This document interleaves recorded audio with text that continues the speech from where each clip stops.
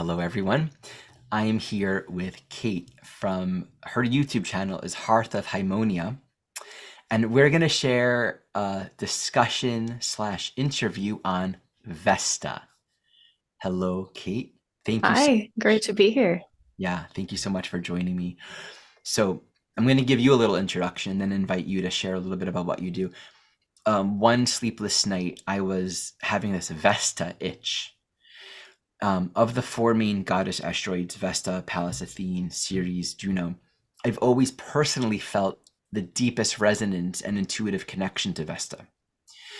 So one night I'm just researching everything I can get about Vesta, not necessarily astrologically.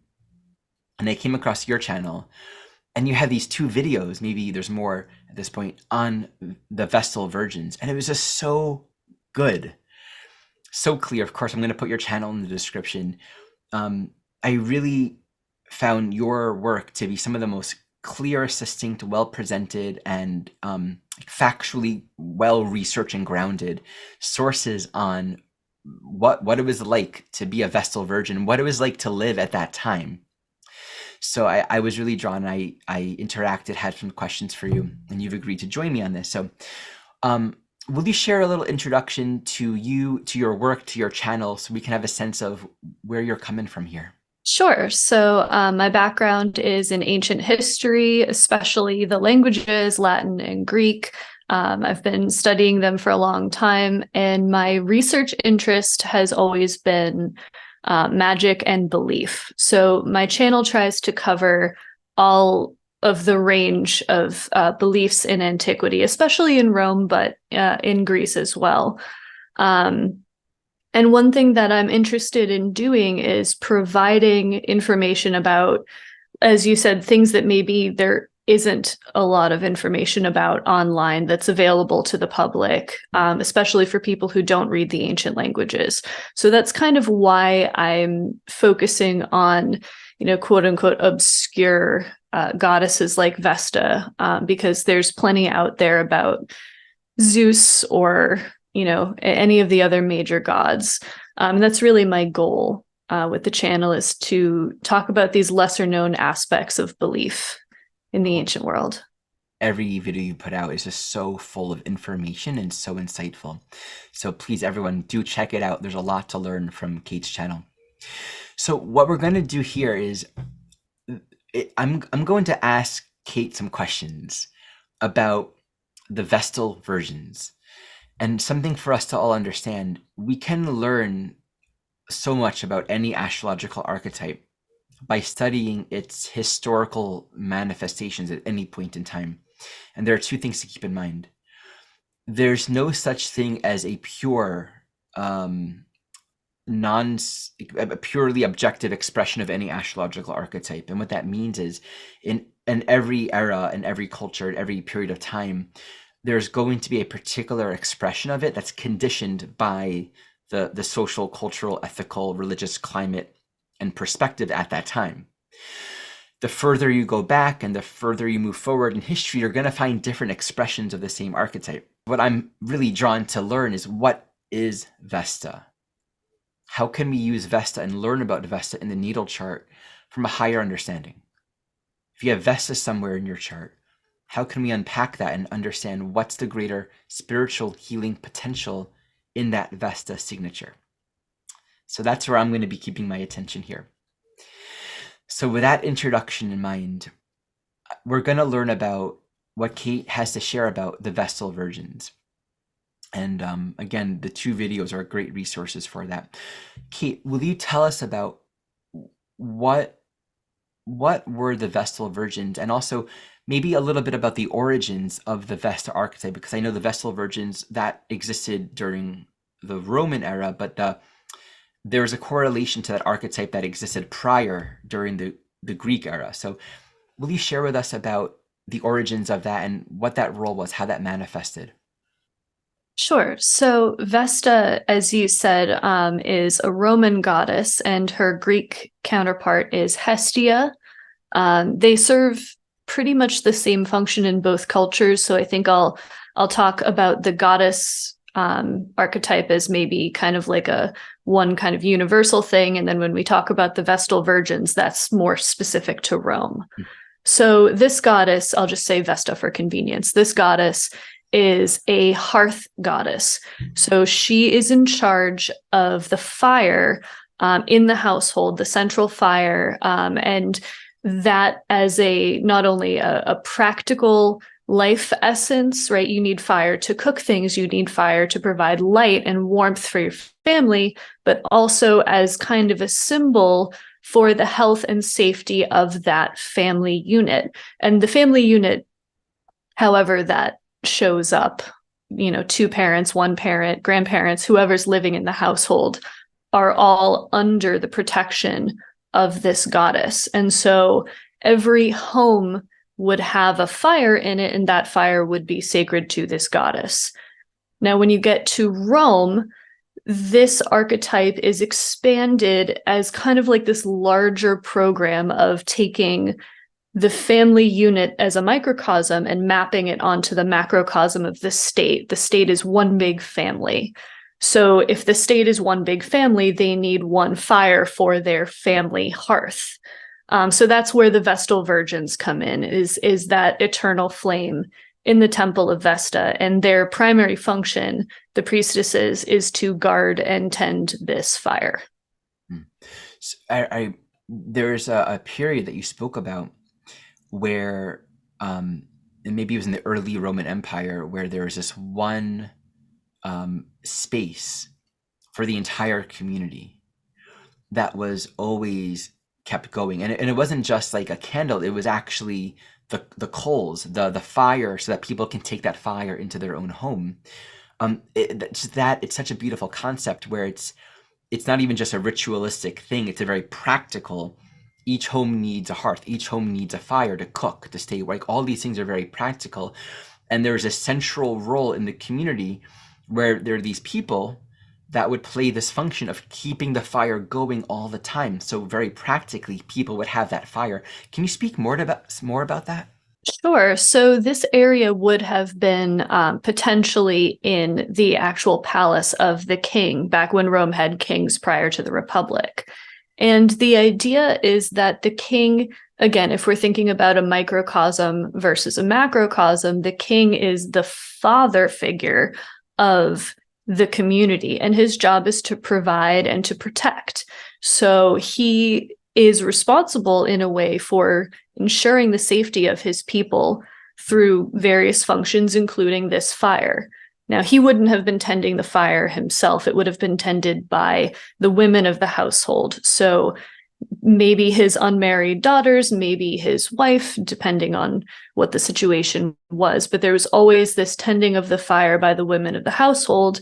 And then, as you said, people could come and draw from this fire if their own fires had gone out. And so in that way, it's a protective function for the entire community. So one of the correlations that I found with the Vesta, and it's almost like every time I work with someone's chart and the Vesta is prominent, I'll find out that they light candles every day. It's just this correlation that I see all the time. That, or there's some sort of like essential relationship to keeping some flame lit. And I've come to recognize just through time, because a big part of astrology is observation and correlation. There's an archetype called the eternal flame that many cultures have. So I grew up Jewish. There's the Ner Tamid, right? In the ancient temples, there are people who would play, which I recognize as the Vesta role. Their job was to make sure the menorah, which is not like the menorahs we see on Hannukah, it was 7 lights with one main lit every day, right? And that was so essential. And I think so many cultures have that, and we have even in the church, the altar person. There's some sort of ancient, I think before religion existed, correlation to this idea of keeping the fire lit all the time. So that's one very strong Vesta correlation, and we'll come back to the astrology more about that soon. So when we get into the actual Republic of Rome, I'm really curious to understand how that Vesta archetype was understood and integrated in day-to-day life in society. So there was no longer that situation where we had people tending the fire for people to then be able to take that into their own homes. We had um, a different structure of living, and we had the Vestal Virgins. Who were the Vestal Virgins? What was their role? Why were they so important? So the Vestal Virgins were a college of priestesses. There were usually 6 at a time who would live in the temple of Vesta, tend to the fire, and attend to various other, administrative, government kind of jobs. So they were in charge of keeping certain records. Anything that was really important would be stored in Vesta's temple because it was the most protected and the most sacred area of the city. The Vestals themselves, they had a term of service to the goddess that was 30 years. And they were chosen originally from aristocratic families. Later, that got expanded out because 30 years is a lot to ask. Not a lot of people were willing to let their daughters be a part of this. It's a huge sacrifice, not just for the girl herself, but for her family as well. So, you really see that the devotion to the goddess is so important that people will actually give up their children for 30 years in order to fulfill that role. And along with that really important function came a lot of privileges. So one thing that I think is really significant about the Vestals, and maybe we can talk about this more as we go through, is that their body was sacrosanct, meaning that if you harmed a Vestal's physical person in any way, you'd get in a lot of trouble. In ancient Rome, violence was discouraged, but it definitely was a reality. And so to have those kinds of protections really just signified how important these women were. So they would not be worried about going out in public. They would always be attended by people. They had, bodyguards or someone to keep them safe. And they would really exert a lot of influence over different, like, for example, they could pardon people. Not hardly any women had the ability to pardon someone for a crime. They could bear witness in a court of law, which normally women were not allowed to do. Testimony is related to testicles, believe it or not. So that was exclusively a male function in society, apart from the Vestals. They could own property on their own. They could have wills. They didn't need to have a male guardian like all other women needed to have. So they really had this kind of extra social role where they were outside of the normal gender expectations. So it's like the Vesta function stands apart from everything else. Why? Like, why was that so important? I mean, what is it they were providing that was so important? What did that really mean for society at that time? A few different things. So the one thing to keep in mind is that this eternal flame in the Temple of Vesta was considered to symbolize the health and safety of the state and everyone who lived in it. So tending to that fire meant tending to the safety and security of the people of Rome. If that fire went out, for whatever reason, it was always taken as an omen of something terrible to come. Okay. So making sure that fire was maintained, making sure that Rome still had Vesta's blessing was hugely important. Okay. Okay. And then I think also just kind of standing apart from the rest of human society, almost they're almost asked to remove their own selves from what they're doing. I'm not sure if that makes sense. but the emphasis on their virginity, for example, denial of the body, right? Focusing on, this is not about me, this is about the health and safety of the community, and my own self is not really a factor here. So I think that might be part of it as well. I was listening to a talk by Demetra George. Are you familiar with Demetra's work? Yeah. She's like Yes. one of the forerunners, of course, when it comes to the knowledge of these asteroid goddesses from an astrological perspective. And something she was saying, and this relates to the Vesta function prior to Rome, pre-Hellenistic era. So there were these temples, I think this might have been in Sumeria, but it was probably other cultures, where when men would come back from war, they would go to these temples where there were women that would reinitiate them sexually. And it was almost a way of purifying and cleansing after having been in war, so they can kind of let go of that and kind of reintegrate back into society. And she was saying, and that is a part of that Vesta function. And I think it's really interesting how, and we'll speak more about this in a moment, but there's a correlation within Vesta that is both this like chaste purity. She even said that the archetype of the nun is a Vesta archetype, which makes a lot of sense. Like, you're living in the temple or the monastery or the retreat, and you're playing the sacred role, but you're not worrying about yourself. You're not concerned with your own pleasure. It's not about your body. And so there's like a holiness, and then society will always regard the nun or that archetype as, these are sacred people. They're playing a sacred role. They're respected. And in many communities, they are supported. I mean, you don't have to go and earn money if you're a nun, you're supported. So we have that correlation, and it's like the sacrosanct of the body and the purity and the virginity, and also this other correlation where there was a function of the body that was engaged sexually prior to the Roman archetype, right? Before that period, but it still stood apart from society.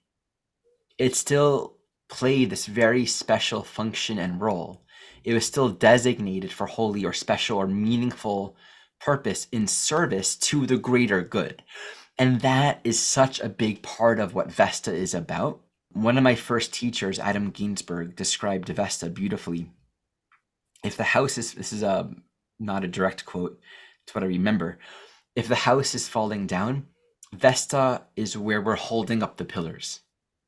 Mm. Right? It's at that function of service and commitment to a purpose that's greater and serves the greater function, the greater organism. And your job is to make sure you stick with it, no matter what. And I can really feel that so much in just what you speak about with the Vestal Virgins. And so what I'm hearing too is it was taken so seriously, right? If that flame went out, that's going to say something about the goddess Vesta. And I guess that would be incorrect worship and bad things would happen. So it was taken so seriously. So there's a lot of precision. One thing about the Romans and their religious practices was that they really wanted to get everything right. If a priest was giving a prayer, could be any prayer for any reason, and messed up a word, he would have to start over.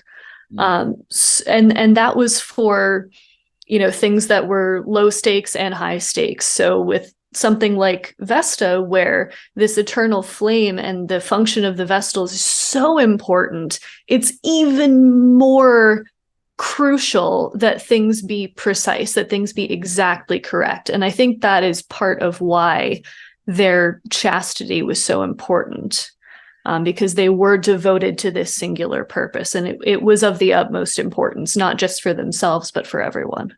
It's interesting. I regard that time period in general, and again, I'm coming back to, are you familiar with the idea of yugas, just so when I'm saying that, the idea of like the great year or the great cycle? I'm not personally, no. Okay. So just a reference that I'm really into, it's 24,000 year cycle.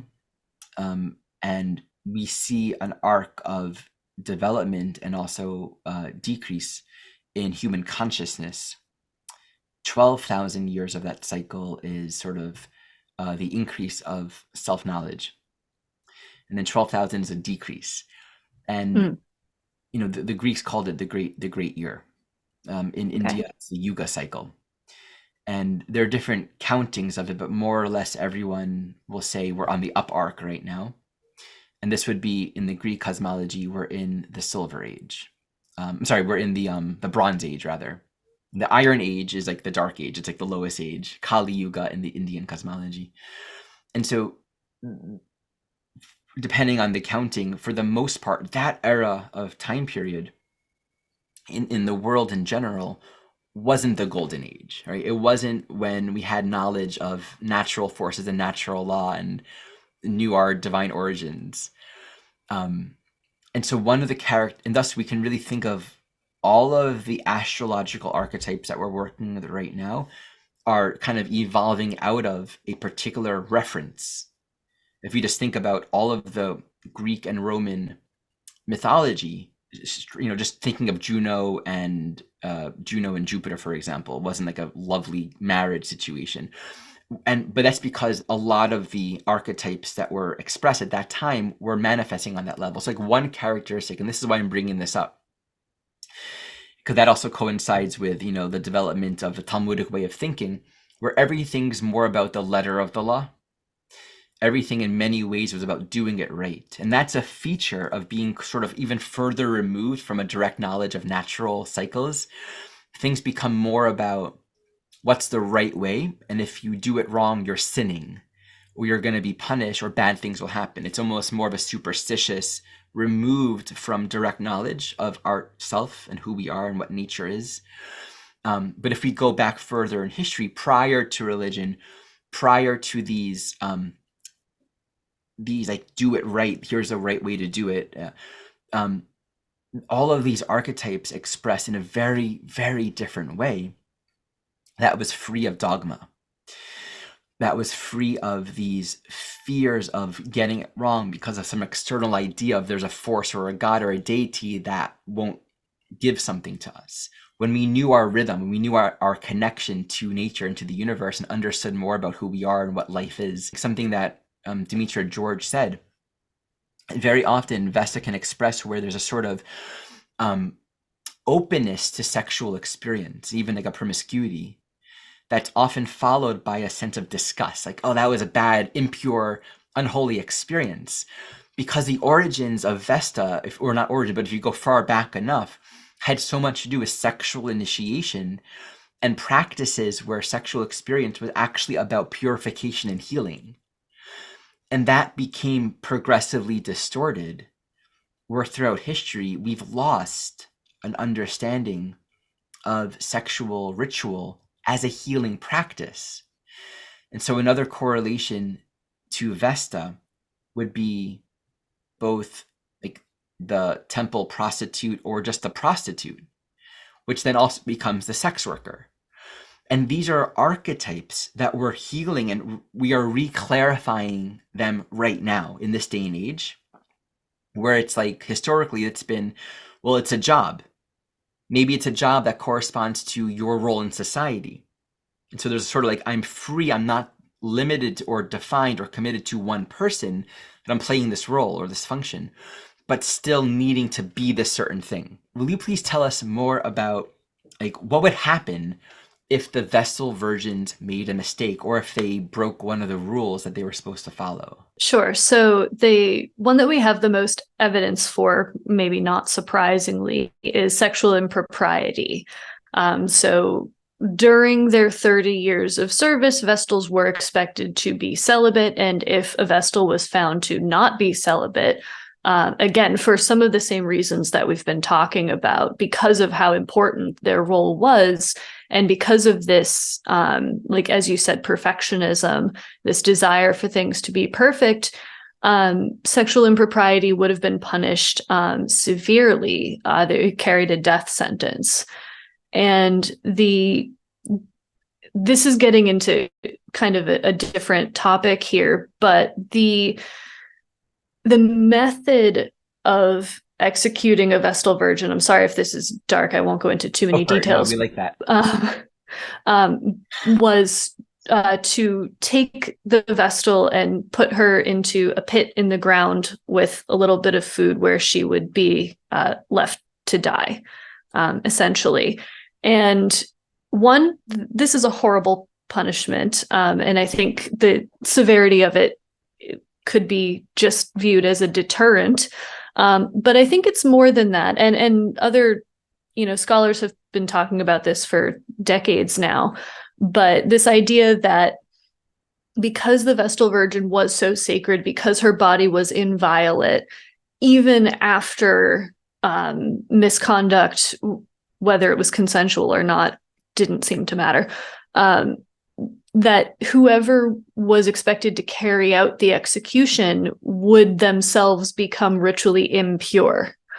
So in order to enforce the death penalty without anyone actually having to kill them, they were just left to die on their own. And so everybody had plausible deniability. Right. And from what I understand from you, this rarely ever happened. Yeah, there are only a few recorded cases of this in Roman history. And even then, the way that these women are described by the writers of these stories, she was holy to the very end. The way that she spoke and the way that she carried herself, even in the moment of being put down into a pit to die, she refused to let anyone touch her because she still was committed to the goddess, and so on and so forth. So still, even in these moments, the highest praise, the highest respect for these women. Vesta has so much to do for each one of us with where we're really learning what it's like to restore a relationship to the sacred, to this role that we're here to play and uphold. Implied within the Vesta archetype is this quality of sovereignty. And it's interesting, like being sacrosanct, or in the ancient times, you belong only to this temple, you're playing this role, you don't belong to anyone personally, you exist for the whole. There's something very beautiful and sovereign within that, where your existence alone is meant to serve a greater purpose. And so you need to be free. And that quality of freedom is so essential to Vesta, because that freedom allows an individual to fulfill their function and devote their life to something that's greater than themselves. Going off of what we were just talking about, this kind of liberation from being tied to anybody. Yeah. In ancient Rome, they had a legal system where women had legal guardianship. So a young girl would be under the legal protection of her father and also answered to her father legally. So he would be in charge of all of the property. As a child, she wouldn't have any property of her own. The legal, kind of like children are, they have legal guardians today. But the difference was that when a woman got married, and sometimes, this happened even as a young teenager, the woman, rather than being liberated from that, kind of like minor status, she would just go under the legal protection of her husband.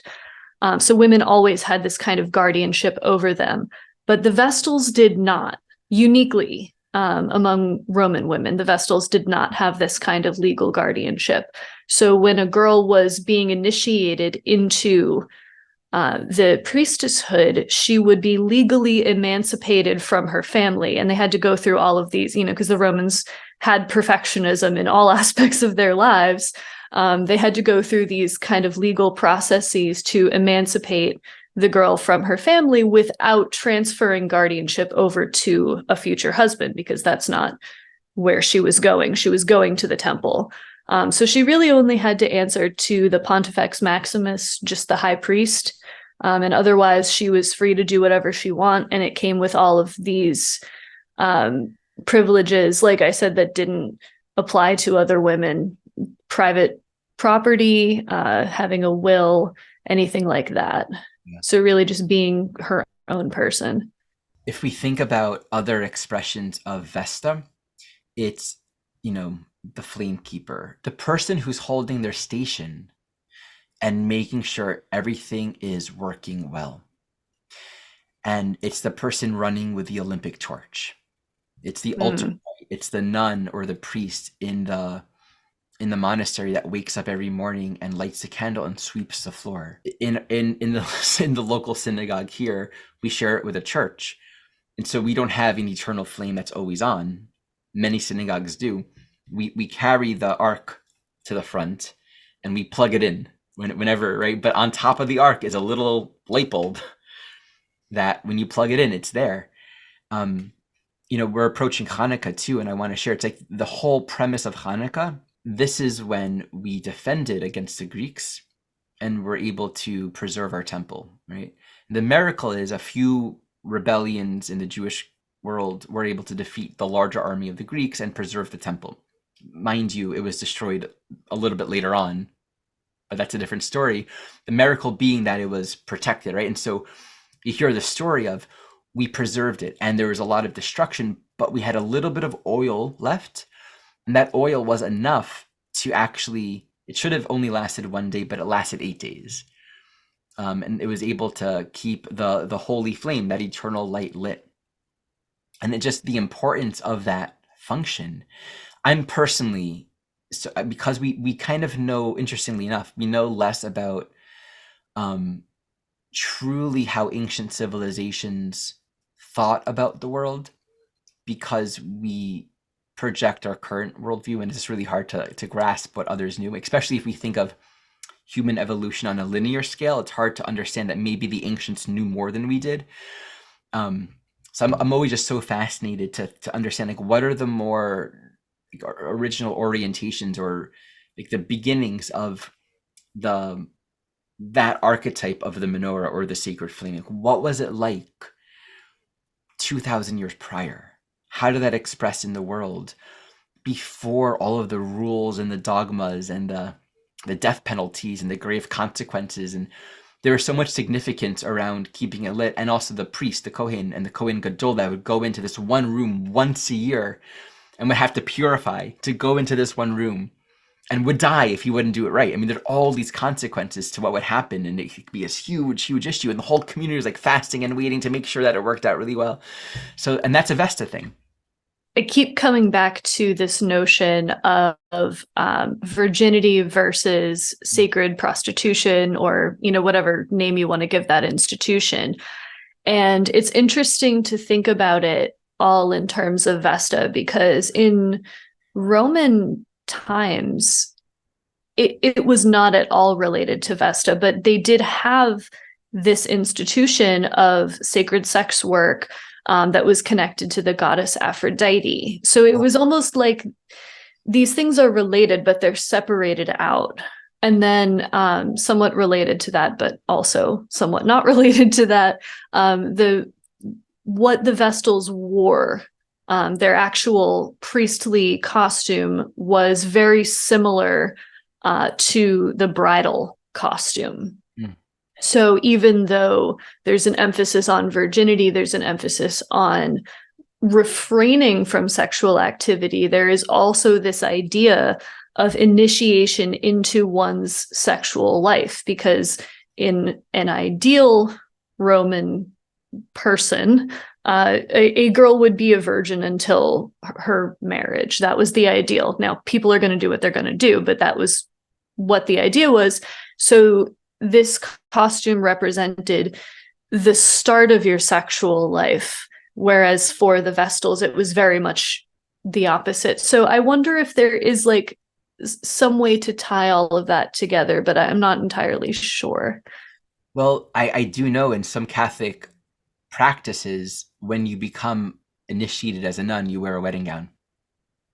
That's interesting. I've heard the term bride of Christ, Yeah, exactly. to describe nuns. So yeah, and of course, a lot of Catholic traditions are born out of Roman traditions. So it might be that is a holdover from Vestal practice. Yeah, it's really interesting. So I have a question. After that 30-year roll, which of course is a Saturn cycle, so that's its own interesting correlation. Oh, Of playing that Vesta role in society, you're released. But I remember hearing you say once, like, if someone would have seen like a Vestal Virgin walking the street, it would have been like, oh my God, I saw one. Like, they're so important. Like, it's such a, you would post on your Roman equivalent of Instagram, and like, I can't believe it would be a big deal. Mhm. So I can't imagine, like, how do these people, do they reintegrate into society? Do they get married? Do they have children? Like, what would they do after playing that role? So they definitely could get married, and to be married to a former Vestal, as you can imagine, was a very high honor. But we don't know too much about their afterlife. You can compare it to the Kumari Goddesses. We were talking about that before. So I would imagine it was hard to readjust to normal life. Now, of course, the Vestals would have been taken care of. They would have been provided financially for. They would have still been protected. I believe they still retained their bodyguards. I'm not sure about that. But a woman leaving the Vestal service would have been maybe in her late 30s, early 40s. So she probably would not have become a mother, Right. but she could have gotten married. That there was no, rule against that or anything. I have a question about the the Venus temples. Were the priestesses, if that's the right word, at those temples, what they weren't held by the same like level of like sanctity as the Vestal Virgins? Like, what were their roles, and what were they allowed to do in society, and what were they not allowed? Like, what was their function? So I'm not hugely familiar with this priesthood as much as I am with Vesta, but um, apart from the Vestals, most other priests and priestesses would have led otherwise normal lives. So I know for priests, priests could be married, priests could have a life as a priest, could have other jobs. I don't know what it would have been like for women. They obviously would have been a little bit more restricted, just because that's how things were for all women. But they certainly were not held in the same regard as the Vestals. They wouldn't have been considered sacrosanct, because if you are fulfilling this role of sacred sex work, naturally your body, is going to come into contact with other people in a way that the Vestals would not. There's one more thing that I want to share, and this is not something I have any personal knowledge of, okay? But this is something that Jeff Green has taught. And there are some quotes in the old School of Evolutionary Astrology message board about this. And this is a response to a question that was brought forward. So I'm going to take some pieces of this. It would be necessary at this point for you to understand the history of the Vesta archetype coming through time in order to correctly understand this particular chart, this soul's progression through her lifetimes, etc. One of the dimensions of the Vesta archetype before patriarchy was for certain women within the context of their tribe, clan, or group to sexually initiate puberty-age boys into sexuality. The intent of this was to teach such boys the proper orientation to sexuality with women as they became adults. When patriarchy began, this natural role of the Vesta type women became suppressed.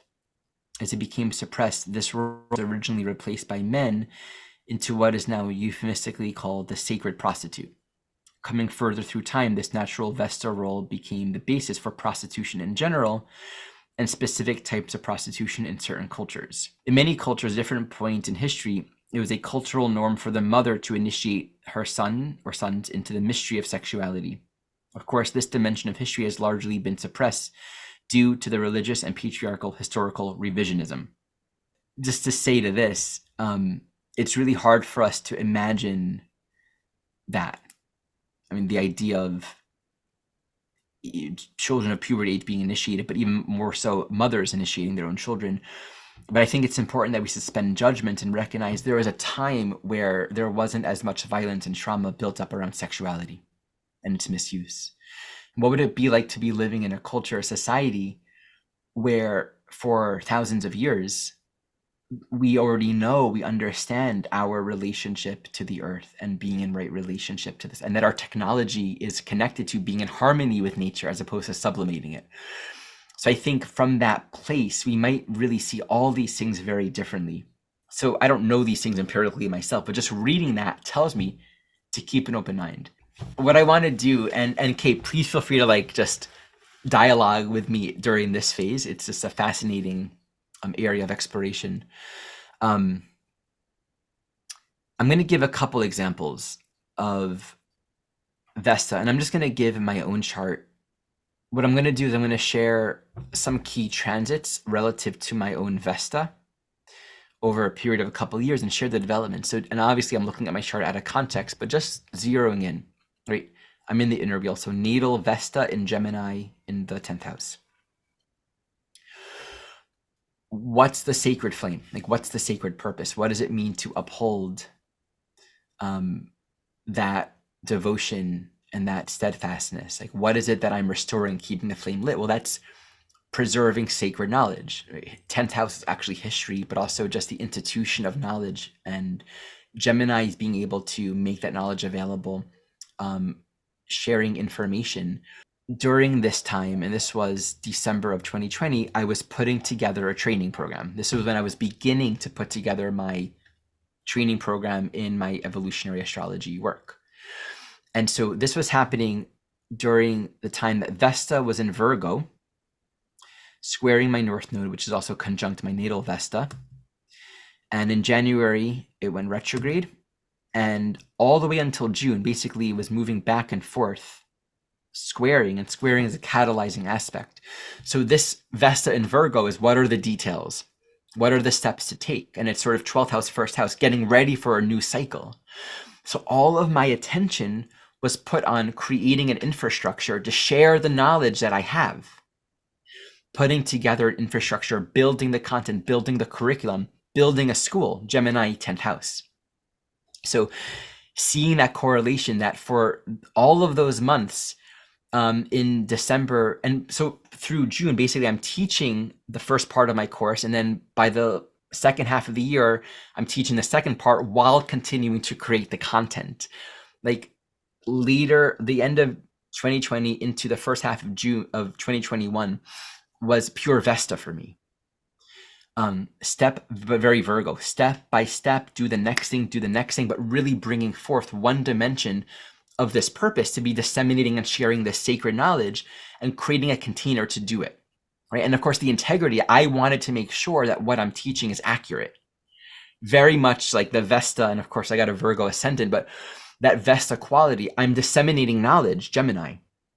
I'm putting together information as a curriculum. Is this correct?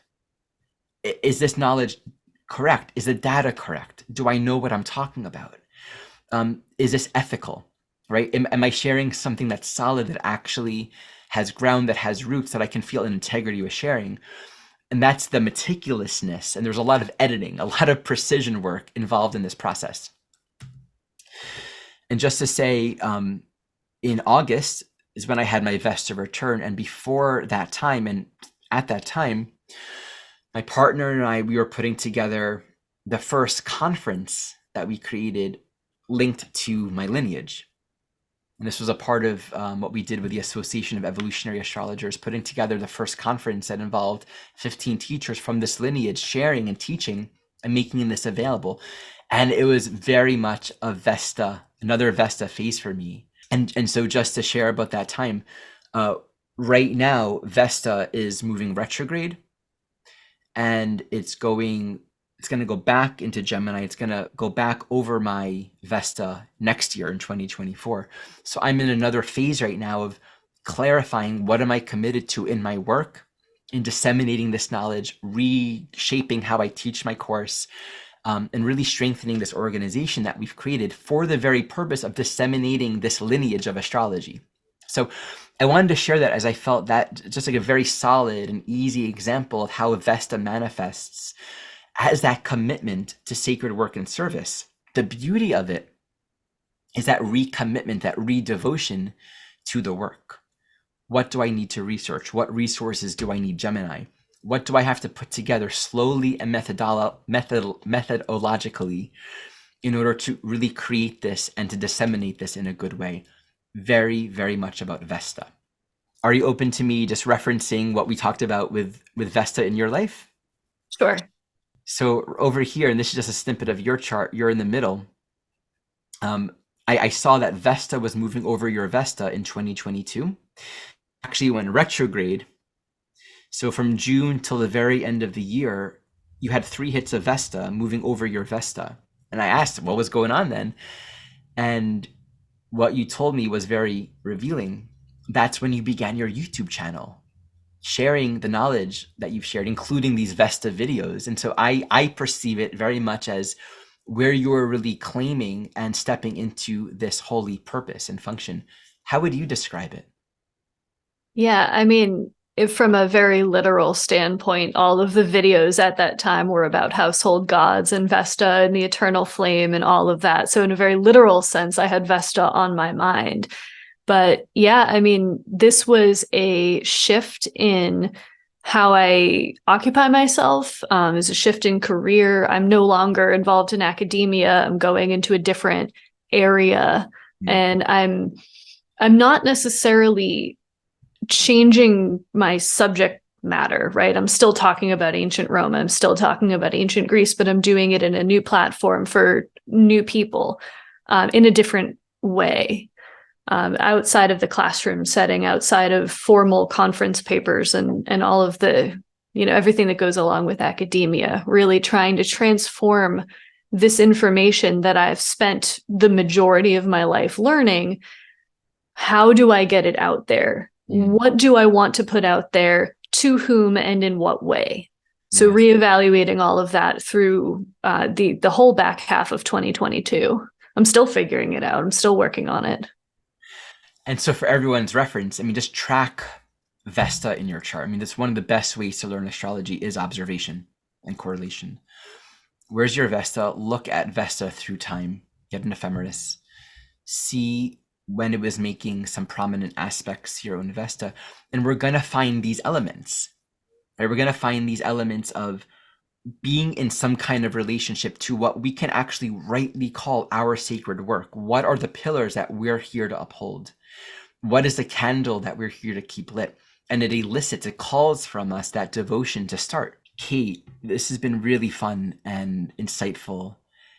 You mentioned the Kumari Goddesses, and maybe not many people know about it, and I know we've spoken about it, but will you share that? Because in what you've taught about that, that to me is another really great example of the Vesta archetype.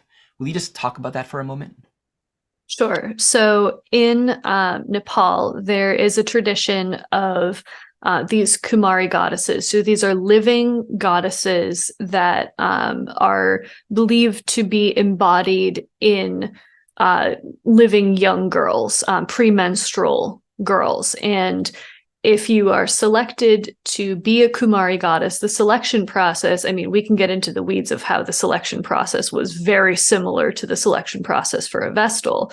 But basically, it involves an audit of the girl and her family for various things. And she becomes this goddess. She fulfills this religious role where she no longer walks on the earth. She's carried everywhere. She doesn't speak to the public, but she greets the public. She is viewed.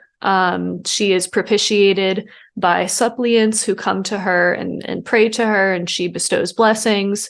And then when she gets her first menstrual period, then that is a sign that the goddess has moved on to another human vessel and her term of service is done. And then she goes back to being a regular person. So the term of service is a lot shorter and it's less regular. It's not a period of years. It's from the moment of selection until the moment of menstruation. Yeah, thanks for sharing that. And that's just another example of that archetype of being designated and sort of set aside in a sacrosanct kind of way for a special purpose. Interesting too, that while the actual onset of puberty might be slightly different, archetypally in general, it corresponds to the Saturn opposition, right? That's roughly half of a Saturn cycle. So it's similar as well to the Roman cycle, just half of a Saturn cycle. Yeah. Kate, is there anything else that you would want to share before we bring this discussion to a close? I did want to say you mentioned Saturn cycles earlier in the 30-year period of the Vestal service. There is a tradition that Vesta was the daughter of Saturn. Okay. So, along with the other Olympians, but yeah, I mean, that might be another way to connect those two ideas together. Oh, for sure. Yeah, understanding these things, there's like a lot of meta levels of looking at the mythology and the time cycles and the orbital paths, and it's really fascinating. Cool. All right. Yeah. Well, thank you so much for joining me in this, and thank you everyone for watching. Again, please check out Kate's website, Hearth of Haemonia. Link in the description below, and please share your comments. Let us know what you learned, what you got out of this, any thoughts, any reflection that this elicits for you. I'd love to hear it. Thanks for having me.